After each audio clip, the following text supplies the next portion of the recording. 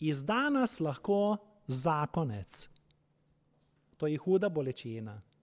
Izda nas lahko otrok. Izda nas lahko starš.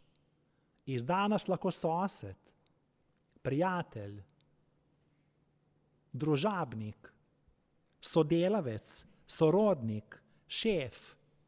Izda nas lahko politik, kateremu smo verjeli in zaupali. Izdaja je najnizkotnejše dejanje človekovega duha, ki ga lahko storimo v odnosu do druge osebe, je zloraba, je nasilje. Da je Jezus lahko prevzel polnost človeškega življenja, da nas razume, je moral izkusiti tudi bolečino izdaje. Zato v vseh 4 evangelijih beremo o tem dogodku.